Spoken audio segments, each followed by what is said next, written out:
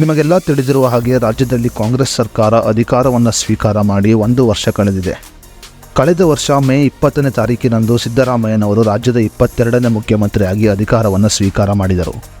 ಕಳೆದ ವರ್ಷ ವಿಧಾನಸಭಾ ಚುನಾವಣೆಯ ಸಮಯದಲ್ಲಿ ಕಾಂಗ್ರೆಸ್ ಸರ್ಕಾರ ಶಕ್ತಿ ಯೋಜನೆ, ಅನ್ನಭಾಗ್ಯ, ಗೃಹಲಕ್ಷ್ಮಿ, ಗೃಹಜ್ಯೋತಿ ಮತ್ತು ಯುವನಿಧಿ ಯೋಜನೆಯನ್ನು ಘೋಷಣೆ ಮಾಡಿದ್ದು ನಿಮಗೆಲ್ಲ ಗೊತ್ತೇ ಇದೆ ಮತ್ತು ಈ ಯೋಜನೆಯ ಲಾಭವನ್ನು ರಾಜ್ಯದ ಜನರು ಪಡೆದುಕೊಳ್ಳುತ್ತಿದ್ದಾರೆ.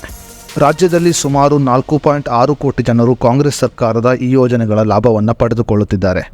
ಕಾಂಗ್ರೆಸ್ ಸರ್ಕಾರದ ಈ ಯೋಜನೆಯಿಂದ ರಾಜ್ಯದ ಜನರ ಆರ್ಥಿಕತೆ ಸುಧಾರಿಸಿದೆ ಅಂತಾನೆ ಹೇಳಬಹುದು. ಸದ್ಯ ದೇಶದಲ್ಲಿ ಲೋಕಸಭಾ ಚುನಾವಣೆ ನಡೆಯುತ್ತಿದ್ದು, ಲೋಕಸಭಾ ಚುನಾವಣೆಯ ಫಲಿತಾಂಶ ಬಂದ ನಂತರ ರಾಜ್ಯ ಸರ್ಕಾರ ಘೋಷಣೆ ಮಾಡಿದ್ದ 5 ಗ್ಯಾರಂಟಿ ಯೋಜನೆಗಳು ಸ್ಥಗಿತವಾಗಲಿದೆ ಎನ್ನುವ ಮಾತುಗಳು ಕೇಳಿಬರುತ್ತಿದೆ.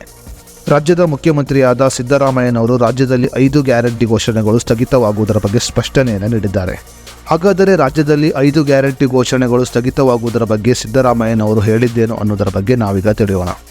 ಅದಕ್ಕೂ ಮುನ್ನ ನೀವಿನ್ನು News1 Kannada YouTube channel subscribe ಮಾಡಿಲ್ಲ ಅಂದರೆ ಈಗಲೇ ಸಬ್ಸ್ಕ್ರೈಬ್ ಮಾಡಿ ಮತ್ತು ವಿಡಿಯೋವನ್ನು ಸ್ಕಿಪ್ ಮಾಡದೆ ನೋಡಿ. ಸದ್ಯ ರಾಜ್ಯದಲ್ಲಿ ಅಸ್ತಿತ್ವದಲ್ಲಿರುವ ಕಾಂಗ್ರೆಸ್ ಸರ್ಕಾರದ 5 ಯೋಜನೆಗಳು ಸದರಿ ಲೋಕಸಭಾ ಚುನಾವಣೆ ಮುಗಿದ ನಂತರ ಸ್ಥಗಿತಗೊಳ್ಳುತ್ತದೆ ಅನ್ನುವ ಆರೋಪಗಳು ಕೇಳಿಬರುತ್ತಿದೆ.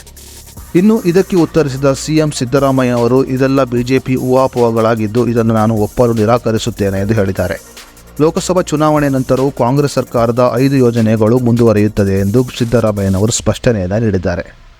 ಸದ್ಯ ರಾಜ್ಯದಲ್ಲಿ ಕಾಂಗ್ರೆಸ್ ಸರ್ಕಾರ ಅಧಿಕಾರವನ್ನು ಸ್ವೀಕಾರ ಮಾಡಿ 1 ವರ್ಷ ಕಳೆದಿದೆ.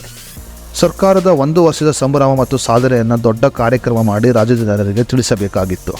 ಆದರೆ ಲೋಕಸಭಾ ಚುನಾವಣೆ ಹಿನ್ನೆಲೆಯಲ್ಲಿ ನೀತಿ ಸಂಹಿತೆ ಜಾರಿಯಲ್ಲಿ ಇರುವುದರಿಂದ ಅದು ಸಾಧ್ಯವಾಗಿಲ್ಲ ಎಂದು ಸಿದ್ದರಾಮಯ್ಯನವರು ಹೇಳಿದ್ದಾರೆ. ವಿಧಾನಸಭಾ ಚುನಾವಣೆಯಲ್ಲಿ ರಾಜ್ಯದ ಜನರು ಬಹುಮತದಿಂದ ಕಾಂಗ್ರೆಸ್ ಅನ್ನು ಆಶೀರ್ವದಿಸಿದ್ದಾರೆ. ಅಧಿಕಾರ ಬಂದ ಕೂಡಲೇ ಒಂದು ಕ್ಷಣವನ್ನು ಹಾಳು ಮಾಡದೆ 9 ತಿಂಗಳ ಒಳಗೆ ಎಲ್ಲ ಭರವಸೆಗಳನ್ನು ಈಡೇರಿಸಿದ್ದೇವೆ.